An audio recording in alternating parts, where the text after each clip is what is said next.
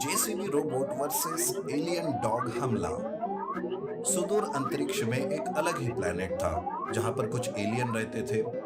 लेकिन उसी एलियन के बीच में एक उनके ही साथी ने धोखाधड़ी की थी और जिस वजह से उसने प्लेनेट पर तबाही मचा कर रखी थी। उसी प्लेनेट का एक अच्छा एलियन रक्षक भी था जिसके पास एक जेसीबी रोबोट था। वो जेसीबी रोबोट बहुत ही ताकतवर था। जेसीबी रोबोट और बुरे एलियन के बीच में लड़ाई शुरू होती है। तब बुरा एलियन सोचता है, अभी मुझे यहाँ से भागकर पास के प्लेनेट अर्थ पर जाना होगा, नहीं तो ये जेसीबी रोबोट मुझे मार देगा। ऐसा सोचकर बुरा एलियन खुद को बचाने के लिए धरती पर आता है। वो एक गांव के पास वाले जंगल में उतरता है। उसी जंगल में एक गुफा थी और उसी गुफा में वो एलियन रहने लगता है। तभी एक दिन गांव का किशोर नाम का आदमी अपने परिवार के साथ जंगल घूमने आता है। उसका बेटा सोनू अपने डॉग मोती के साथ खेल रहा था। तब वो दोनों खेलते खेलते उस गुफा के पास आते हैं। सोनू उस एलियन को देख लेता है और जोर जोर से चिल्लाने लगता है, पापा पापा जल्दी से आओ, यहाँ कोई तो है पापा। सोनू अपने पापा के पास चिल्लाते हुए भाग कर जाता है तो मोती वही भौंकते हुए खड़ा रहता है। तब वो एलियन मोती को अपने काबू में कर लेता है और जल्द ही डॉग के शरीर में प्रवेश कर लेता है। तभी वहां किशोर भी आता है। वो इधर उधर देखता है पर उसे कोई नहीं दिखाई देता। तब वो सोनू से कहता है, अरे बेटा यहाँ तो कोई नहीं है, देखो मोती भी शांत हो गया, तुम तो बेवजह घबरा गए, चलो अब घर चलते हैं। वो सारे गांव वापस आते हैं। बुरा एलियन तो डॉग एलियन बनकर बहुत खुश था। मोती का डॉग एलियन में बदलने की वजह से वो कुछ अजीब से हरकतें करने लगता है। वो अगर घूमने जाता तो किसी को भी काट लेता था या फिर किसी के भी पीछे भागने लगता था। दिन ब दिन मोती की हरकतों से किशोर भी काफी परेशान हो जाता है। तब किशोर गुस्से से मोती को डांटने लगता है, सुन मोती, आज के बाद तू यही रहेगा, पर तेरा घूमना फिरना पूरी तरीके से बंद। तुम यहीं पर ऐसे ही बंधे रहोगे, समझे? उस दिन से किशोर मोती को रस्सी से बांध कर रखता है। पर इस बात से उस एलियन को गुस्सा आता है, अरे मुझे बांध कर कोई नहीं रख सकता, अब तो सबको मेरा असली रूप दिखाना ही होगा। तब मोती में घुसा एलियन रस्सी तोड़कर गांव में घुस जाता है। वो अचानक से विशाल बन जाता है और सब पर हमला करने लगता है। मोती को ऐसा देखकर सारे गांव वाले घबरा जाते हैं। वो इधर से उधर भागने लगता है। किशोर को जब ये बात पता चलती है तो वो भी वहां आता है और जब मोती को देखता है तो वो चकित हो जाता है। कुछ देर के बाद मोती साधारण बन जाता है और जंगल चला जाता है। गांव वाले घायल हो गए थे। तब एक गांव वाला किशोर से कहता है, अरे किशोर, देखो तुम्हारे मोती ने मेरी क्या हालत कर दी है। अरे उसे क्या कोई बीमारी हो गई है? गांव वाले किशोर को ही बोलने लगते हैं। घायल लोगों को देखकर तो किशोर को भी कुछ समझ नहीं आता कि यह सब क्या हो गया है। किशोर घायल लोगों को अस्पताल ले जाता है और उनका इलाज करवाता है। तब वो सोचता है, मेरे मोती के साथ आखिर क्या हो गया? जब से हम जंगल से वापस आए तब से ही मोती बदल गया है। अब मैं मेरे मोती को कैसे सुधारूं? हे भगवान, कुछ तो मदद कीजिए। उधर वो एलियन डॉग में घुसकर बड़ा ही खुश था। उधर वो कहता है, बहुत दिनों के बाद बड़ा मजा आ रहा है। अब मैं धीरे धीरे धरती पर तबाही मचाऊंगा और सबको अपना गुलाम बनाऊंगा। दूसरे प्लेनेट पर जब वो जेसीबी रोबोट था तब मैं कुछ नहीं कर पा रहा था। यहाँ तो कोई नहीं है लोगों को बचाने के लिए। अब एलियन रोज मोती के रूप में गांव में आता और लोगों पर हमला कर देता था। लोग तो मोती को ही गलत समझ रहे थे। अब मोती को पकड़ने के लिए पुलिस फोर्स बुलाई जाती है। पुलिस मोती को पकड़ने की कोशिश करते हैं। उस पर वो गोलियां बरसाते हैं और मोती को कुछ नहीं होता। वो पुलिस फोर्स पर भी हमला कर देता है, जिस वजह से पुलिस भी वहां से भाग जाते हैं। मोती गांव वालों को पकड़कर मारने लगता है, लेकिन तभी वहां अचानक से वही एलियन जेसीबी रोबोट प्रकट होता है और उसके साथ आया हुआ अच्छा एलियन कहता है, तो तू ये कुत्ते का रूप लेकर लोगों को परेशान कर रहा है? आज मैं तुम्हें यहाँ से कहीं भागने नहीं दूंगा। आज तो तेरा अंत होकर ही रहेगा। मैं आज बहुत ही ताकतवर बन गया हूँ। तू और तेरा जेसीबी रोबोट मेरा कुछ नहीं बिगाड़ सकते। खुद की सलामती चाहते हो तो भाग जाओ यहाँ से। तब बुरा एलियन मोती के शरीर से बाहर निकलता है।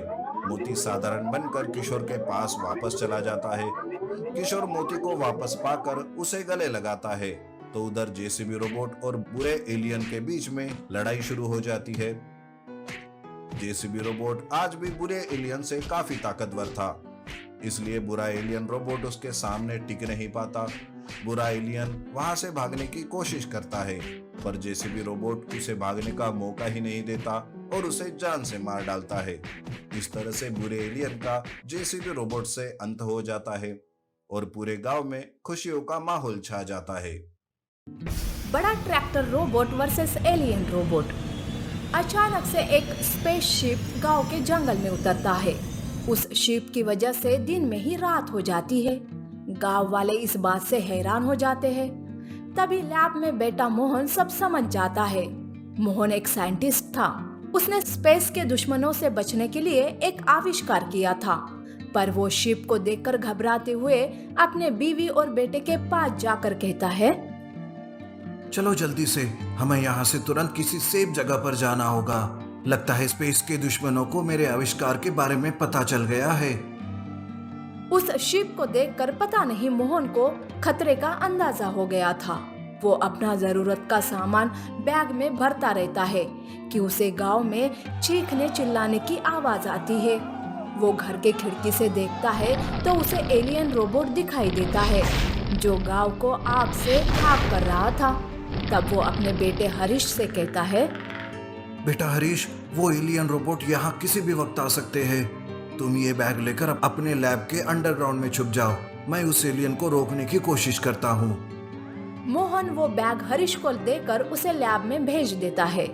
हरीश लैब के अंडरग्राउंड में छुपकर बैठ जाता है। उधर एलियन रोबोट सबको तबाह करते हुए मोहन तक पहुंच जाता है और उससे कहता है, मुझे तुम्हारे आविष्कार के बारे में पता चल गया है। तुम मामूली इंसान हम एलियन को नहीं मार सकते, समझे? मोहन एलियन रोबोट से भागने की कोशिश करता है। तब वो एलियन रोबोट उसे और उसकी बीवी को मार देता है। एलियन रोबोट मोहन के लैब को भी जलाकर खाक कर देता है और कहता है, हम स्पेस के दुश्मनों को कोई नहीं मार सकता। इस लैब के साथ साथ साइंटिस्ट का आविष्कार भी जल जाएगा। एलियन रोबोट वापस स्पेसशिप से अपने प्लेनेट पर चला जाता है। अंडरग्राउंड में होने की वजह से हरीश बच जाता है। दूसरे दिन लैब के अंडरग्राउंड से हरीश बाहर आता है। तब वो अपने माता पिता को मरा देखकर फूट फूट कर रोने लगता है। हरीश तबाह हुए गांव को देखकर दुखी होता है और कहता है, मैं अपने माता पिता और पूरे गांव का बदला उस एलियन रोबोट से लेकर ही रहूंगा। पर आखिर उस एलियन रोबोट की मेरे पिता से क्या दुश्मनी थी? मुझे पहले उससे ढूंढना होगा। हरीश अकेले ही अपनी पढ़ाई पूरी करता है। उसी के साथ साथ अपने पिता की लैब को भी ठीक करवाता है। ऐसे ही 20 साल बीत जाते हैं। अब हरीश खुद की मेहनत से अपने पिता के जैसे ही एक साइंटिस्ट बन जाता है। एक दिन वो अपने लैब में काम कर रहा था। तब अचानक उसे एक बात याद आती है। अरे, बचपन में मेरे पिताजी ने एक बैग दिया था मुझे। लगता है उस बैग से ही मुझे कुछ पता चलेगा। हरीश उस बैग को अंडरग्राउंड से बाहर निकालता है और उस बैग को चेक करने लगता है। तब उसके ध्यान में आता है, अरे, ये तो ट्रैक्टर रोबोट का ब्लूप्रिंट है जो मेरे पिताजी ने बनवाया था। अच्छा, शायद इसीलिए वो एलियन धरती पर आए थे। हरीश अब सारी बात समझ जाता है। तब ब्लूप्रिंट के हिसाब से हरीश विशाल ट्रैक्टर रोबोट बनाता है। इस बात की खबर भी उस एलियन रोबोट को लग जाती है। एलियन रोबोट अपने स्पेसशिप से फिर से वापस धरती पर आता है।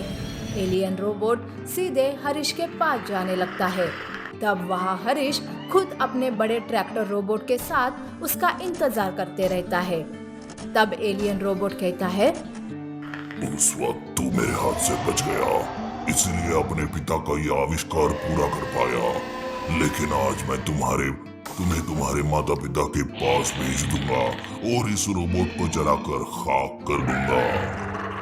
ऐसा कहकर एलियन रोबोट हमला करने जाता है।